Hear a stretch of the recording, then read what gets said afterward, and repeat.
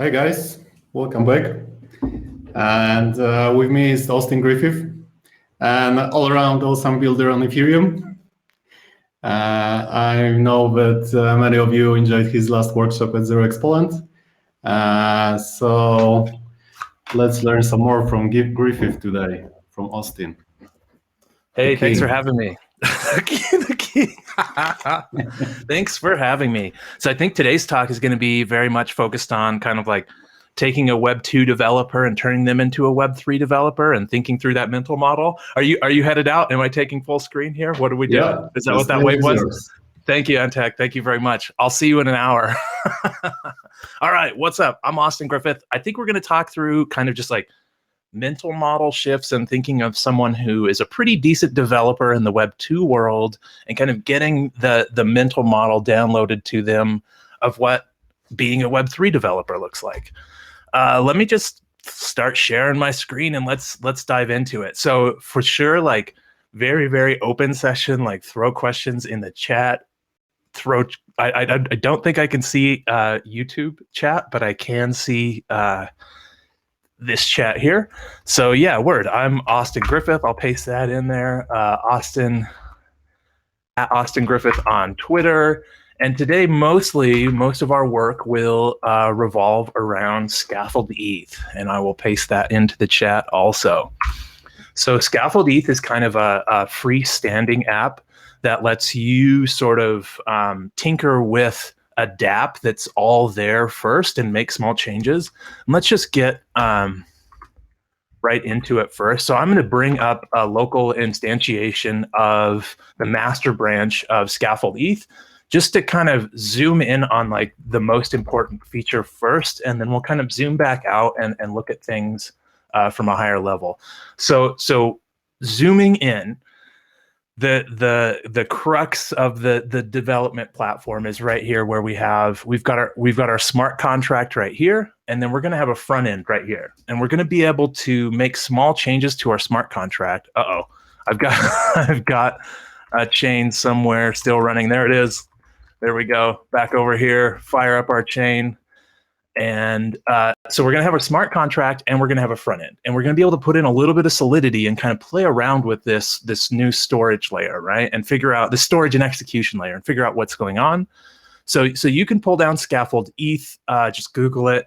There's a nice repo with a good video, but the quick start is right here. Yarn install for that first terminal to bring up your dev server and yarn start. Then you'll do a yarn chain, and you'll bring up your hard hat node. So that's kind of like our back end here. When we're thinking Web2 mental model, this is kind of like our front end. It's a React dev server. And this is kind of like our back end. It's a very, very expensive asynchronous database, right?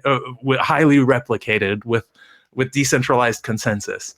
So this is going to be our storage layer. This is going to be our backend. This is our kind of fake blockchain that lives on our machine and works exactly the same as Ethereum works. So we can kind of like deploy things and poke at things and see how they work. And let's just go ahead and do that. So the first thing you do is you do a yarn deploy, and you kind of deploy this stock smart contract that I have set up. And if we look at that, we can see that there's a little bit of storage here, and then there's a function that so we're storing a string called purpose, just some sort of arbitrary string purpose, and then we've got a nice function to sort of update that purpose. So we have a storage, and we have a little bit of execution that allows us to update that storage. That's our smart contract. That's it, right? And then if we see what comes up on the front end, there we go. We see our app. I'll grab some gas from the faucet real quick and show that we can set the purpose to hello world. There we go. All right. Let's just look at how accounts work while we're here. So if I bring up an incognito window and we go to localhost also, you'll notice that you get a burner wallet on page load. See this little blue guy, a little different than this green guy, right? And we could copy this address and we can bring up this wallet and maybe send this guy $10. So now they both have kind of money to move around and operate on the local chain. This guy can set the purpose, like this would be maybe purpose 2, purpose 2. There we go. So both people can set it, both people can read it, both people are interacting with the same contract. Let's toss that one out for now and just kind of like look at Solidity and kind of think through this going back to this Web2 builder, right? So you've if you're a pretty decent programmer, you've probably gotten into React, you've probably gotten into just JavaScript. You can run services. You're a Web2 guru, maybe even like Kubernetes, who knows? But now it's like Ethereum is this new thing, and how do I build with Ethereum, and how does it translate basically? And so if we think about Ethereum like this expensive storage layer, it's kind of like our backend, but it's kind of like a special kind of magical backend where it's not like a database that you can store stuff to in terms of, think of database replication. When we have one database and a bunch of people come to our app and they start using it, the database falls over. Okay, now we need replication. We'll have two databases and we'll have a backup. Maybe we split reads and writes. We read from one side, we write to the other side. We can scale both of those. But eventually some other thing could shut it down, or even like we could shut it down if we wanted, right? Like we've got all of our databases stood up. Even if we're a company, some jabroni within that company can get in there and kind of nuke the whole setup probably, right? So what it takes to shut it down or what it takes to knock it over is kind of a question that we want to ask here. So thinking of Ethereum, it's not, you think of chains of blocks, right? What is blockchain? You think of chains of blocks, but really it's more like this substrate, right? It's more like this big network of thousands of nodes that are all connected to each other peer to peer. No one's the boss. No one's saying this is how we do things. Basically, they're all operating completely distributed and decentralized. So they're coming to a consensus, and that we don't want to dive into too far, but basically, they come to a consensus every 15 seconds or so, and we kind of get this next block of our chain, but that's basically just kind of like updating our database, right? Our expensive database. But what do we get from that layer? That huge layer of thousands of nodes that are all storing this. Well, when we deploy this smart contract, we're not deploying it to one of them or two of them or five of them. The contract lives on all the machines.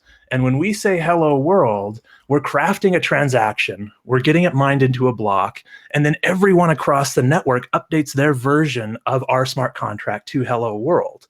So they all have a copy of it, and we can do this read, we can read from any of those nodes on the network. So you kind of get this censorship resistance, you get this network that can't be knocked over. There's a lot of really cool things that we get out of Ethereum, but like it's also very expensive to use, and some other things right now, right? So why? Like, why are people settling? Like, why are people using this really expensive settlement layer? So we can get into it, but let's just think of, let's go back to the mental model of you are a decent developer, you've got scaffold-eth up. Now, the first place I usually send people is just to like look at some Solidity, read the docs, but also let's go to Solidity by example. One of my favorites, really nice, clean Solidity examples that we can get into and kind of look at. First of all, let's just look at primitives and data types. What I want you to be able to do is just grab something like this and paste it in here, and then do a yarn deploy and see it show up.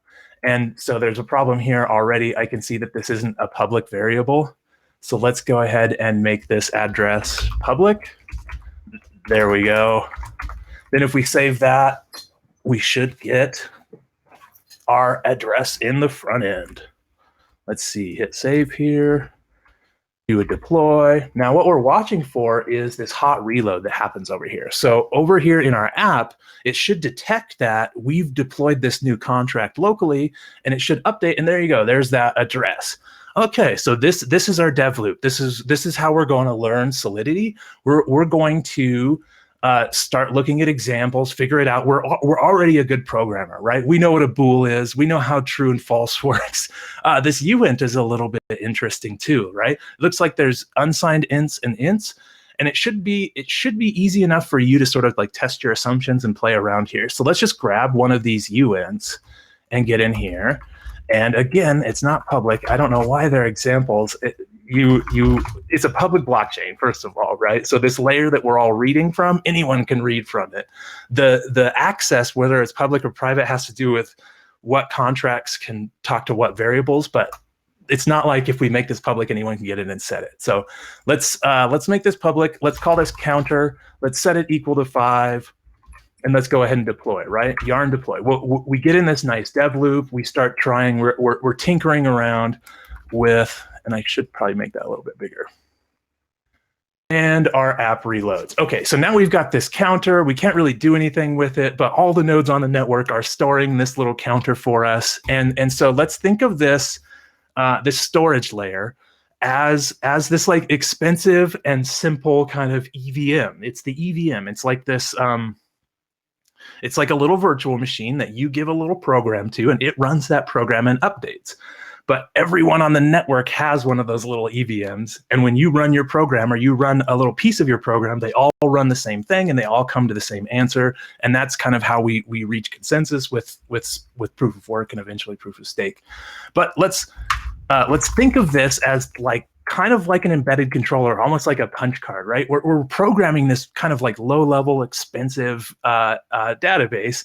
So let's create just like an increment function that's going to just go ahead and take our counter plus, right? Like super simple programming, but let's get our footing and figure out, like, make sure this works the way we think it does. Okay, now, there we go. Now we've got our counter, it's at 5. Now we have this new increment. And when we click that, it crafts a transaction, sends it to the network, gets mined into the blocks. Everyone updates their copy of our contract. And now we've got like a counter system. Okay, I mean, like, super simple, but I'm starting to get it. All right, let's do something a little weird here. Let's create a decrement function, and let's do a minus. And what I want to show here is that this really is kind of like this little embedded controller. There really is like memory allocation going on here, and there are bits under here, and we need to be very understanding of what these bits are doing. So we can increment, right? We can take it up to 6, and we can decrement down 5, 4, 3, 2. What I want to do is get to right here, to this 0. And I want you to think about what's going to happen when I subtract 1 more from 0.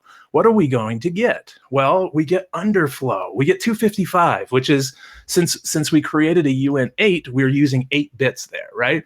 And if all those bits are 0 and we subtract 1 from it, they actually go all high again, right? And it goes to 255. So there's kind of this roll around that happens if you're not paying attention, because of how memory allocation works and how we need to, like, it works the way it's supposed to, right? All of this works exactly the same everywhere. We just need to understand what's going on. Thinking of this as kind of like this little embedded controller that everybody has, right? So like everybody has a little computer on their fridge or whatever, and all their fridges are connected and coming to consensus. We want to think of this as a simple little computer. And actually, this is an ETH2 node right here, right? So they don't have to be like these really beefy machines. We want it to be able, anyone on the network to be able to run it pretty easily. So we don't want it to be too complicated, and that creates decentralization, right? Okay, so we've got this counter. We're able to add and subtract from it. Everyone on the network is holding it for us. Like, it has these really cool properties of censorship resistance. It's expensive. Like that increment decrement at 62 Gwei. What's that going to cost me? Like 20? No, not 20, but like 5, 6, 7, $8. Yeah, it's not cheap, but it's like a couple of beers. Like that's a lot of money just to increment a counter, right? So you would need to be deploying things here that need that kind of censorship resistance. Or like NFTs, that layer of ownership. Like an NFT, there's nothing stored on chain. It's just like a little certificate that says you own that JPEG, right? But that's a perfect layer. That's a perfect thing for Ethereum. It's just like a little ownership pattern that says this owner owns this ID, and you write that to chain, and everything else is stored somewhere else. But that provenance on chain is what Ethereum is so good at. Is we can program that layer really easily. Then it's like, okay, what if we want 2 owners and we want royalties to be split between them, right? That's a bang out a couple more lines of Ethereum, deploy that thing, and you've created that really cool network of all these people running their little microcontrollers and coming to the same consensus, but it's on top of Ethereum. And you as a developer don't have to worry about all that junk. You have to worry about this right here, right? You have to worry about, I'm gonna write the rules and I'm gonna deploy that thing, and it might be kind of expensive, but it's gonna do what it's programmed to do, and that is very powerful. So let's get rid of our counter. This is pretty cool. Let's go ahead and copy our address and bring it in here. So let's say that we're gonna start keeping track of an owner now. So kind of like thinking about a database, thinking about role-based access, let's start writing some rules and start understanding what we can do with this thing. I don't know what, there are some errors failing back here, and I don't know exactly oh, you know what? There's probably some front end open somewhere else. There it is. Yeah, that was it. Okay, here we go. So now we're keeping track of some arbitrary value. I don't think anybody has posted any chat. Okay, good. We're keeping track of some arbitrary owner, right? We could name this whatever we want. It's not like owner is some keyword. This could be me. I'm going to put it back to owner just because it makes more sense. Okay, so we've got an owner. Now let's write a rule. So right now anyone can get in here and set this purpose. Let's write a rule here, and let's require that the message.sender is equal to the owner. And what is the message.sender? The message.sender is a global variable that says, the person calling this function. So we can say whoever calls this function can't get past this line unless they are the owner. And if they're not the owner, it's going to revert and the transaction's going to fail and everything's going to roll back. So let's go ahead and deploy that and let's test it out, right? How do we test out that only we can set this purpose? Well, let's make sure, let's test the happy path, right? The happy path is we should be able to get in here and set the purpose. Now let's go back to our incognito attacker guy, right? And you'll notice it's a different, it goes away. That was a purple guy. Let's do another one. You get a new burner wallet every time, and you destroy it every time you close it when you're in incognito. Okay, so we've got kind of purple green guy, grab some funds from the faucet, attack, right? This guy wants to try to set the purpose, not the owner, right? He's unable to set the purpose because we've built this really cool require statement here that says only this address that we're tracking can get in here and set this purpose. Dope, dope, dope. That's cool. But this is kind of like centralized. It's kind of like this attestation contract, right? It's just like a single contract out there, and whoever owns the private key for this address is allowed to get in here and set this purpose. So let's get a little bit more intricate with our rule here. And instead of saying message.sender, let's look at message.value. And so what we're going to do is we're going to say, instead of this thing being an attestation machine where this one guy can get in and attest to something, let's set it up so people can pay for it. Maybe make it more of like a vending machine, right? So let's say this is greater than or equal to 0.001 Ether, right? And we'll say not enough. All right, so now, and one last thing, we need to make it payable. We need to add this payable string here because so smart contracts are trying to be as safe as possible. If we tried to send money to this contract right now, it would fail because we don't have a receive function. You need to explicitly put a receive function into your smart contract for it to be able to receive funds. And you also need to explicitly say any function that's going to take value needs to be payable. Okay, so we've got our payable function there. Let's go ahead and yarn deploy. So now we've got more of like a vending machine, less of like an attestation machine. Let's go ahead and bring in our other dude to make sure it's like not the owner that's setting this stuff. And let's go set the purpose with this dude. So he grabs some funds from the faucet. He sets the purpose to hello world, but there's this extra field, right? Scaffold-eth has detected that this is a payable function and that you can send in some value. Okay, so we've got it at 0.01. I need to hit this button right here to take it times 10 to the 18. And that's gonna give us a second to talk about Wei versus ETH. And I bet there's just like a perfect little graph that's gonna show this. Binance Academy, fantastic. There we go. So thinking of these little machines all over the network, they don't want to F around with floating point math, right? Like having to do decimals is complicated. So what we do to make this machine simpler and easier is we say everything is an integer. And I feel like I'm getting bad bandwidth. Let me make sure. Oh, we're okay. Okay. I feel like AirMeet is being mean to me. If we have bad bandwidth, I can just shut off my ETH2 node. You guys let me know in the chat if the bandwidth is bad. Yikes. Okay. Whew. Okay. Anyways, all these machines on the network, they've got to keep track of these little computers for us, right? These little smart contracts for us. So it would be nice if the math that they had to do is pretty simple. and everyone on the network that has one of these nodes doesn't have to do complicated math. So the way we threw out they threw out floating point math, and they said, let's just do everything as an integer. So what we'll do to have decimals is we'll say 1 ether is actually this many way, 10 to the 18. Right? So when I write a 1 in my smart contract, I'm not saying 1 ether, I'm actually saying this is 1 way, right? Which, oh, nice. That's a cool little thing. Okay, so, and 1 way is actually 10 to the 18 ETH, right? So 1 ETH is that many way. Okay, cool. And 1 way is like 1 over 10 to the 18. You get it. Basically, when you're going into the machines, you need to multiply everything times 10 to the 18. And when you're coming out, you kind of need to divide it and show the humans like a nice decimal of ETH, but talk to the machines in way. So we've got it in way, and we're going to send 0.01 ETH, and let's hit send.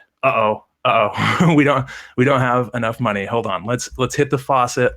Give ourselves some cash. Okay, there we go. Now let's try it. There we go. Awesome.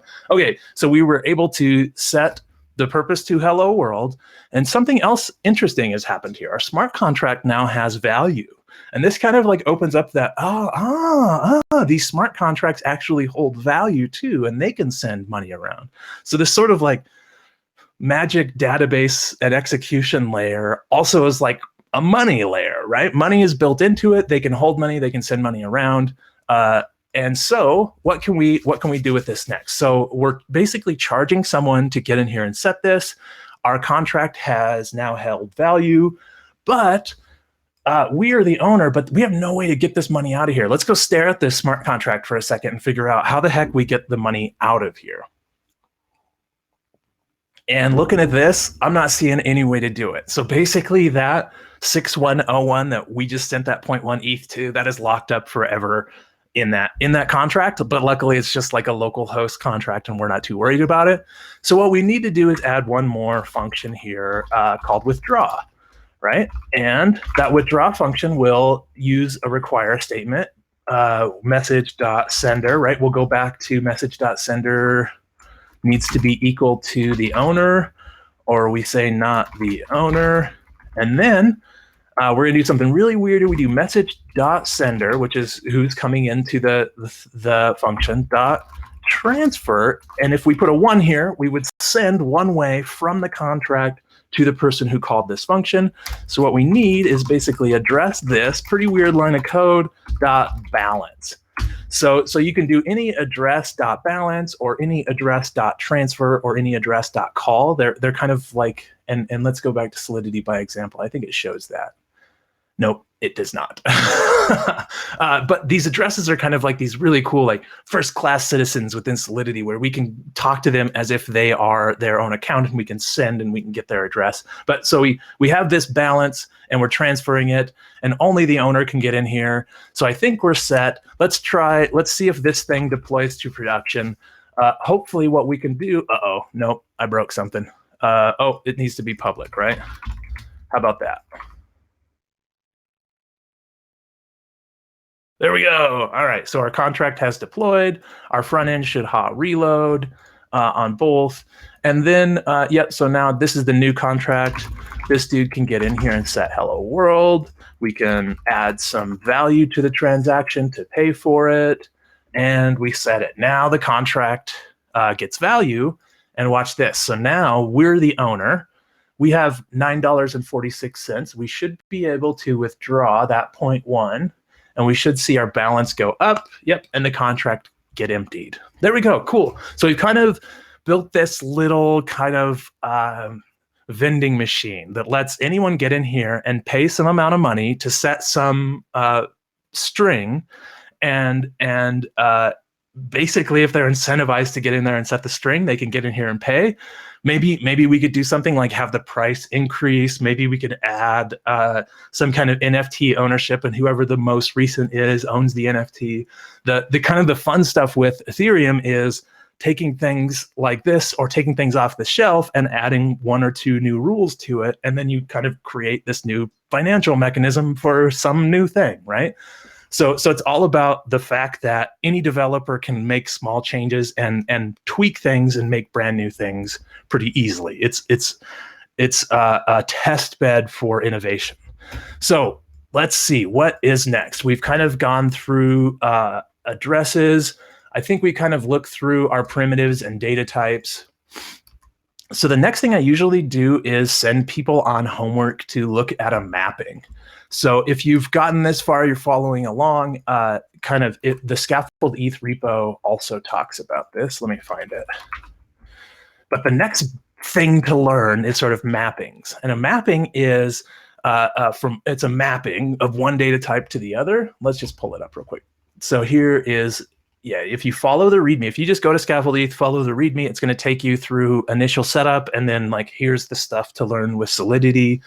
But if you wanted to learn this in Solidity, here it is. Let's create a decentralized bank. Let's create a mapping of address to balance.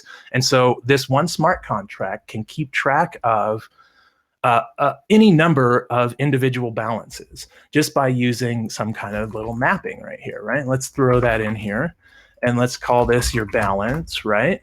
And then, it'll be an address to a UINT 256. And then let's have some kind of deposit. We're just going to kind of copy this set purpose function because it has a lot of what we need. Let's put in a deposit, and there won't be any arguments. It will be payable.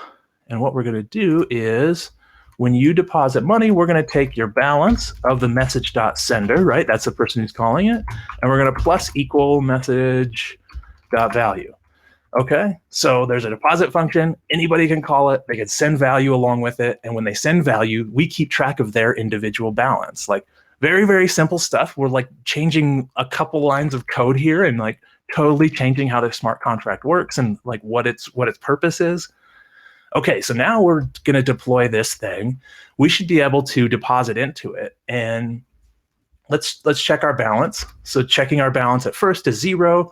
Okay, let's deposit 0.001, even smaller amount of ETH. Send that in. Okay, now let's check our balance again. There we go. We've got, and it's in way, of course, but we've got a balance now within this contract.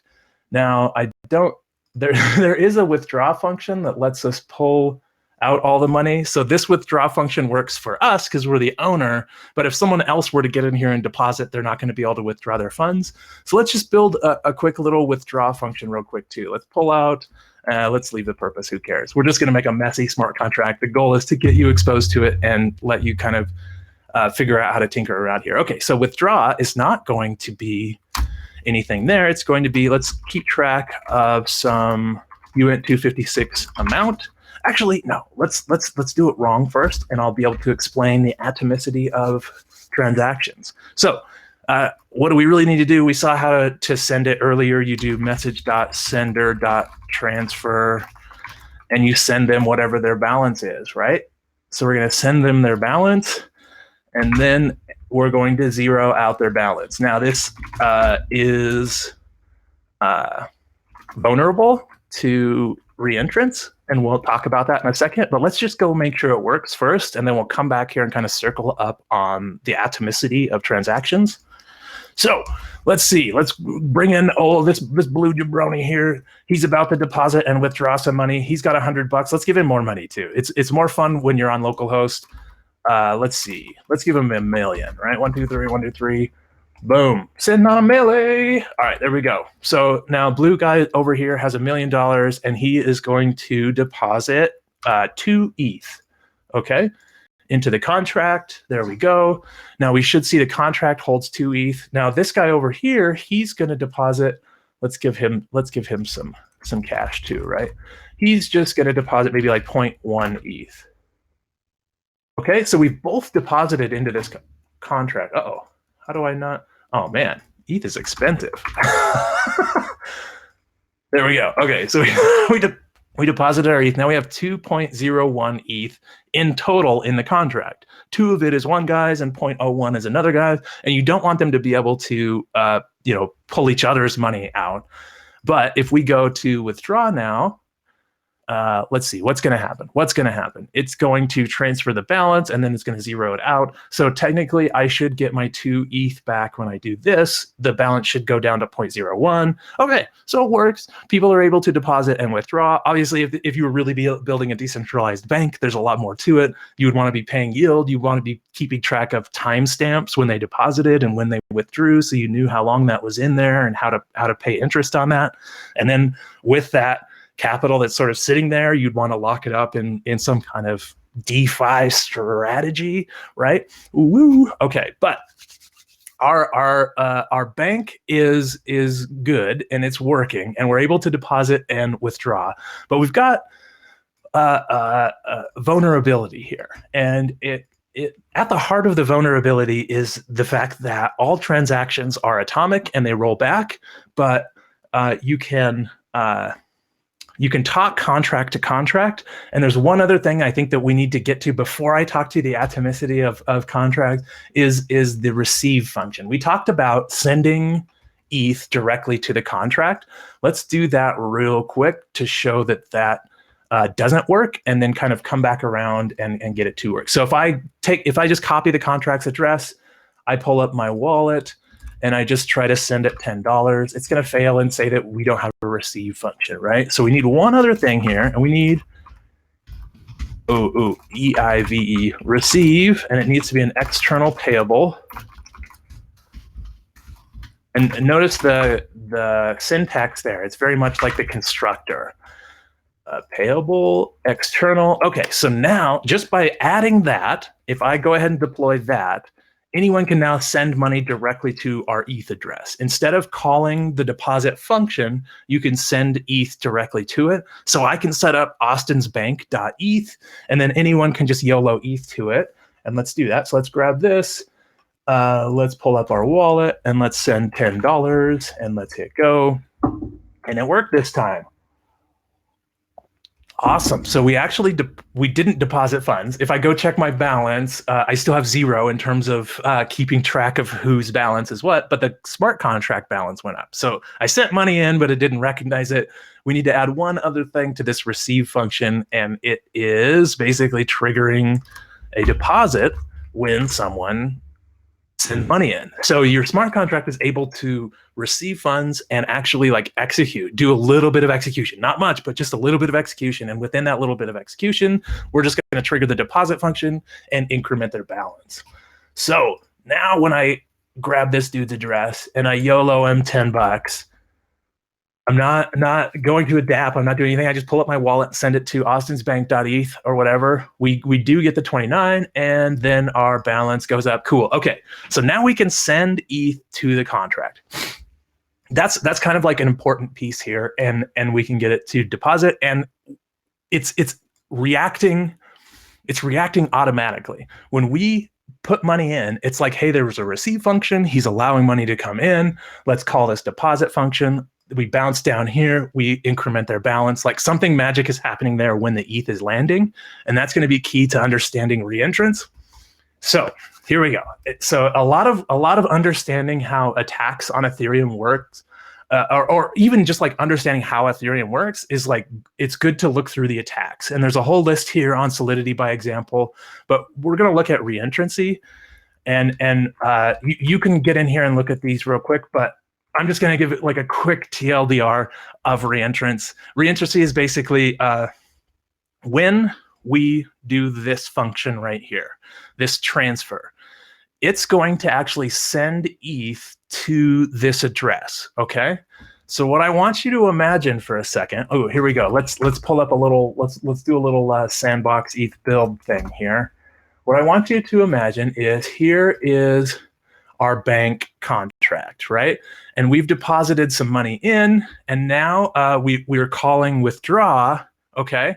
And the way we're going to do it is we're going to set up an attacker contract. Ooh, let's make it red. Oh yeah, attacker contract. So instead of me depositing and withdrawing from an externally owned account, I'm going to deposit into an attacker contract.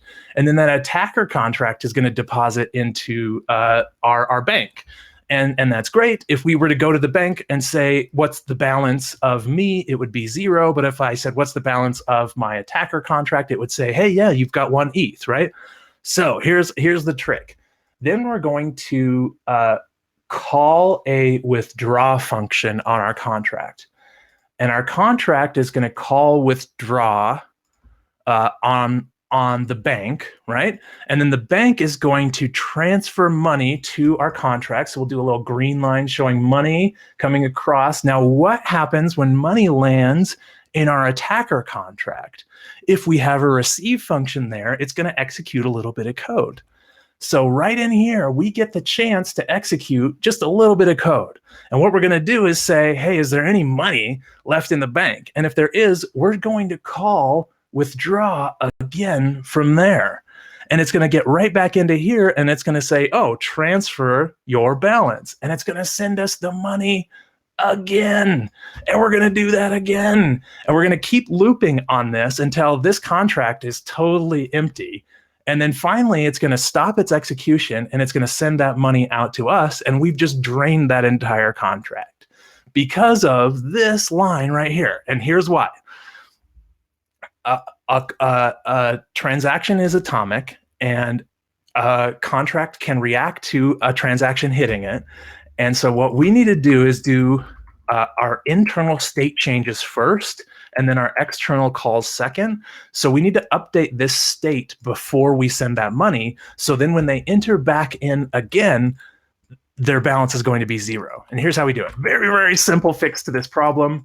We we keep track of some amount, right? We zero out their balance, and then we send them the amount. Very, very stupid, simple change. But what we do is we update our local state first. We make sure we get our local state solid before we ever do any of these external calls. So then if they try to enter back in, their balance is already going to be 0, and we've protected ourselves from this reentrancy. And there we go. We can go ahead and yarn deploy that and send it off. Now, we talked about transactions being atomic, and we talked about having this require statement. Basically, this require statement can be anywhere, right? It could be down here, and it would set the purpose, it would console log, it would emit the event, and then finally it would check to see if you did the right thing, and if you didn't, it would roll everything back. So it's going to roll things back no matter what, even if this is the very last line. So you kind of have like this atomicity where it's going to either all work or not, but you have to be very careful with this whole reentrance thing. So you kind of want to do things in order anyways, even though it is an atomic transaction. Okay, cool. So we've looked at setting up your smart contract, interacting with things, kind of some gotchas, thinking about the mental model of this like big expensive network that you're deploying this thing to, thinking about it kind of like a substrate for making small innovations on code, and then having people be able to use this sort of cold code is law layer to execute and run that code. So what I want to do now for like the last probably maybe 10 or 15 minutes is kind of close the loop. Let's deploy this bank to production, and then I'll show you some other links where to go. So what does production look like? We could go to a test net. We could go to a side chain. It's kind of let's finish cleaning up our app. Let's make sure we're ready for production, right? Okay, we fixed that. We fixed that. I guess we're gonna have a purpose also, and we're gonna let people pay. This is a weird contract. Yeah, okay. So it's like a bank that people can deposit and withdraw from, but it also has some purpose. I don't know. But if we're gonna go to production, we don't want the console log. So with hard hat, you get console log. Let's go see that real quick. Just to show it off real quick. Is the set purpose function still here? If I set the purpose to hello world, let's see, we want to have this up, and I pay 0.01. Boop, boop. There we go. So what we see over here, see that? We get a nice console log. If I can, oh gosh. We get a nice console log here. So while you're debugging your Solidity, which it can be super difficult sometimes, like why I'm doing this math and it's like rounding off. Remember like the no floating point math, like if you're trying to do some kind of ratio and you're like, why is this math not working? throw a console log in here. You can kind of console log some different variables there, and then they'll show up over here on your hard hat blockchain node. But we're going to take that out to go to production. So I'm going to pull that out, pull that, and that just makes our smart contract a lot less. Let's see, it was 0.03 there. No, it barely. It'll clean up some code if we go to verify it on some testnet blockchain, but I guess, or testnet block explorer. But I guess it's really not that big of a deal. Okay, so we've cleaned out our contract. We're ready to go to production. So we don't have within Hard Hat, we sort of had this this first account of the Hard Hat node. So our backend has a bunch of wallets that kind of come with it, and those wallets can be used. They're full of ETH, so you can just go borrow like we did. We grabbed $1 million from that setup, right? Which, wait, why is that 0? I don't even know. I don't even wait. Let's make sure this dude can send to this. I feel like that number is just wrong, right? Is that going to work? Yeah, it does. Okay, so his balance is wrong. Whatever. Okay, we don't have these local accounts though. So when we want to go to let's pick a public network. I really don't think we should deploy this to mainnet. It's kind of expensive right now, but we can pick any number of networks. XDAI is one of my favorites. I'll probably go with XDAI, but there's Matic. There's a bunch of test nets. They're all in here. What you do is you go to your contract and you go to your hard hat config and you put in what network you want to go to, or you just do -- network. But what we want to do is a yarn deploy here. Now, when we go to XDAI or any of these side chains, there's not going to be these fancy accounts. So what we're going to need to do is generate a deployer account. So if I type yarn generate, it's going to give me an account. It's going to create a mnemonic in my hard hat folder, 12-word seed phrase. And if I do yarn account, it's going to display the corresponding account for that. And I'm just going to use Punk Wallet here. So punkwallet.io, built with scaffold-eth. It uses punks to display identity. It's a really cool way to kind of show off crypto and show off signing crypto. And you can get on any different network. But I'm going to send this dude 10 cents in XDAI. Awesome. There it goes. Okay, so we have our deployer account. Now we have money on that network. We're ready to deploy. So let's double check that this is XDAI and let's do a yarn deploy. Here we go. All right, we're going to production, Okay, cool. So now we got this address. And okay, so our front end is not attacked. It doesn't know. It's like, who's the owner? Who's the purpose? I don't know. Where's the contract? I can't find it anymore. So there's kind of two satellites. We turned the deployer satellite and we pointed it at XDAI, but our local host satellite is still pointed locally. It's still trying to find our contract locally on our machine. So we need to get into our app and change one thing here. Why is it .localhost? Who changed this? Boy, I hope this works when I do this. Oh man. Maybe? It doesn't look like. Let's try this. Man, people messing with my master branch. That worked. Well, whatever that is. Okay. Whatever. Okay, so we needed to change both satellites. Now they're both pointed at XDAI. We deployed our smart contract to XDAI, and now we're reading from XDAI to see our contract. Now we should be able to interact with it. So notice that when I changed from localhost to XDAI, my balance changes. Everything on the app, see, this is localhost. Everything on the app changes to XDAI. If we were to go mainnet, or we were to go Goerli or Rinkeby, your whole app is going to change. Look, now I have $10. If I connect my MetaMask, it's going to say, hey, you're on mainnet, bro. You need to be on XDAI. I'm going to pull this up, click on XDAI, right? There we go. Awesome. Wow, that should have been a button to put me on XDAI. Anyways, okay, let's go ahead and deposit some XDAI as austingriffith.eth, right? So let's put in, what do you think, 10 cents? 10 cents of XDAI, and let's deposit it. And oh wait, why was that? Oh no, it worked. We got it deposited. There we go. We have a real transaction going. If we were to kind of maybe click the contract's address, Now we see Block Scout, right? We see the Block Explorer for that app. I feel like, yep, there we go. So the transaction is confirmed. Now let's go check my balance on XDAI. Oh man.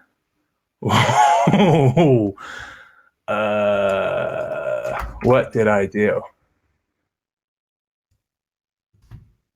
Yeah, I mean it's not. Yeah, this is. We should go to a different network. I don't have time. I think maybe the RPC endpoint of XDAI is getting whaled on. Let's see. It has some, notice like it's not loading in the values here. Okay, real quick. What if we point this thing at like Kovan or some other net? I don't want to do it. Too much work. Come on, load up XDAI. All right. Let's go to Kovan. Let's see. I'm going to need to send some Kovan ETH to this dude, right? And let's set this to Kovan, grab this, paste this, send this dude 0.1. Okay, so our deployer should have some Kovan ETH. We've got our network set to Kovan. Let's deploy this thing to Kovan. Let's see if this goes. And then we're going to need to change our app to be .kovan, right? And now we've just totally switched networks. We deployed to a completely different public network. There we go. So now we've got our app out on Kovan. The RPC endpoint works, and it gives us information back. Now let's try depositing some funds. Did it all just work? Let's make sure. Let's click this. Oh no, wait. I don't think that. Yeah, it did. Look at that. Oh, it's the same address because it's the same account on 2 different networks. Cool. All right. So the contract is out there. It's on Kovan. Let's deposit. Let's try this again. 0.01 Kovan. Go. It should be popping up MetaMask, right? There it is. Here we go. Sending the transaction. Transaction has started. Transaction has succeeded. Wow, just the network just works a lot better. I wonder what's going on there. All right, now let's check our balance. Yes, 0.01. There we go. So we were able to build an app. We were able to tinker, kind of think of this as our expensive database. We're able to kind of play around, try things out locally. Then eventually we can send it to a test net. Now, when you are ready to go live and everyone to be able to use this on mainnet, there you go. You just change that to mainnet. If you want to deploy, you just change this to mainnet, or you do -- network mainnet and you're deploying to mainnet. So this is exactly the same as mainnet. It's just cheaper and quicker over here, right? But like all the assumptions are the same. Everything will work the same when you're ready to go. So now you've kind of got that full dev loop. You can clone down, you can search for scaffold-eth, pull up kind of the commands where you do a yarn install and a yarn start, a yarn chain to run your backend, a yarn deploy to deploy your contract. You can tinker with Solidity here, using Solidity by example, where you can kind of just copy and paste examples, throw them in, play around with them, deploy them, and then kind of have your interface here where you're playing around with it. Now, eventually you won't want to have your end users have to like take things times 10 to the 18 and stuff like that. And that's where the UI comes in. There's just a ton of UI built into scaffold-eth. Like every hackathon project I would go to, I would spend the first day just getting my environment set up and all the things like this address input, right? Like I know I'm gonna need an address input in my app, and I probably want it to do ENS resolution, right? I probably want it to have a nice little blocky preview. I probably want it to have a QR code scanner. I'd like to be able to type in 100 USD and like switch back and forth between ETH, right? All these things that you find yourself, I just sent Vitalik some Kovan for some reason. All these things that you find yourself doing in a hackathon, they're kind of like all these components that are you can just take off the shelf with scaffold-eth. So a lot of that, even the front end stuff is built in here, and you'll get in and start working on an example. But there's all these example buttons, there's example events. Let's go ahead. Can we set? Let's see. Let's call one of these. Set the purpose with a value. No, it's not. It's not going to let us, is it? Maybe it's going to let us do this one. Let's see. I think this button, and you can get in here and go to views and go to example UI. What was the button we just called? Another example. There's a button in here. I think it's Oh yeah, right here, right here. We did this transaction here where we crafted up some call data. It's like normally when you call a function on a contract, oh, it failed anyways. You do write contracts.yourcontract.the function you want to call. This is just a button to make that call. There's a transaction wrapper to do the little notifications, but something broke. Anyways, you'll get to building your app, kind of the React and stuff, but at first you kind of want to focus on poking at your contract, learning Solidity, getting your Solidity solidified, IDK, but getting it solid and getting your app working the way you want it to. I need this to store here. I need to be able to keep track of balances, get that all working, test it out here, and then you kind of carve out that scaffolding UI and you build up a real UI for your users. And what's neat is when they land on your site, they're going to have all the cool things like burner wallets. They're going to have all those, they're going to have that wallet where they can, send Vitalik some money if they want. They're going to have all these kind of UI components. So your app really comes standing up out of the box and you can make small changes to it. With just like a couple minutes left, I wanted to run through some different branches. So this is kind of like a hidden thing with scaffold-eth. There's 180 branches. And in those branches are everything you can think of. Say you wanted to learn what commit reveal is. There's 3 different commit reveal tutorials, right? Say you wanted to mess around with Chainlink. There's 4 different branches for Chainlink, right? And let's just go click on one of those and look at it. Okay, this is one that I did. So this is a VRF NFT. So it takes our NFT branch, and then when it goes to mint the NFT, it uses VRF from Chainlink to randomly get some stats, right? And if we get in here and go to packages, hard hat, contracts, everything within every single scaffold-eth branch is very similar in terms of like where things are and what components you get. And if we dive in here, we can see, yep, sure enough, they bring in VRF consumer. They set it up in the constructor. You call get random number, and then it fulfills the randomness, and then we have a mint function, right? So kind of what you would expect to see there. So let's see. Final closing branches that I would go check out is, let's see. So there's the simple NFT example. I think right here. So there's these 2 challenges. Build a staking app and build a token vendor. So if you're looking for next best place to get started, get your footing with scaffold-eth and then dive into these challenges. This challenge helps you build a staking app where timing is important. You can kind of think of these things like these state machines, and you put it into one state, and then you wait for everyone to deposit. And if you get enough deposited within enough time, then you go to the active state. If not, you kind of roll back. So really, really good demo app to build here to kind of get your footing. And then there is the token vendor where you deploy an ERC20, but then you deploy a second contract that vends that sells that token. And by building that second contract, it teaches you contract to contract interaction. It teaches you kind of some of that stuff we got into with reentrance. And then the simple NFT example. This is where it really starts to open up. You can with a couple lines of code, you can build, and I think I have it up and running over here. I could probably do let's see. It's probably, yeah, if I do a yarn mint, is this just going to start minting? Yeah, there's probably too much. We don't have enough time, but there's a great NFT example to set you up with an NFT, a simple NFT example where it mints a bunch of NFTs.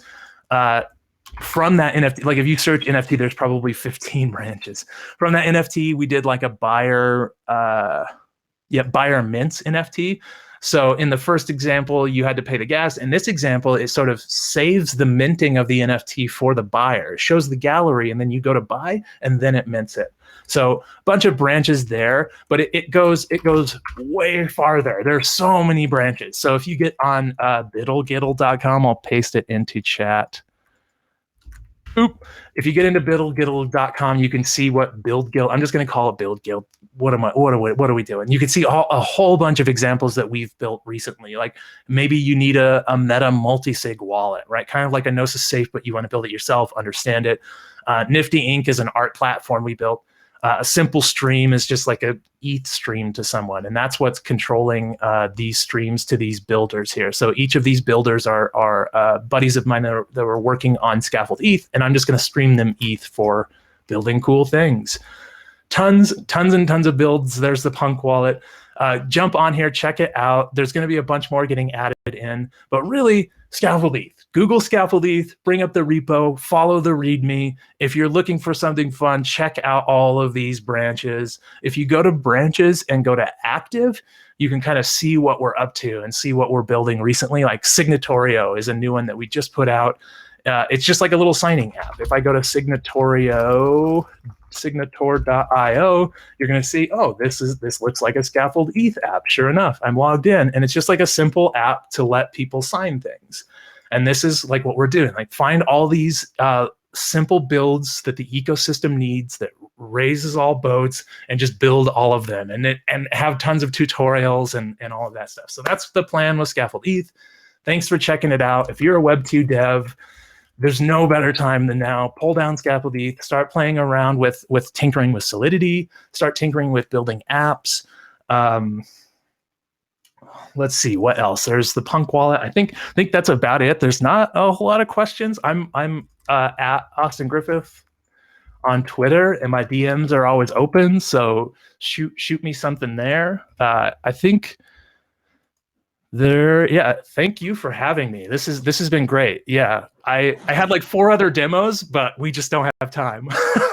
Sorry I took so long already. Hopefully that's good. I don't see any other questions. Thank you, Antec, for having me. Thank you, Xerox Poland. Hopefully you guys go build something awesome, and use scaffold-eth if you need to. Pull it off the shelf.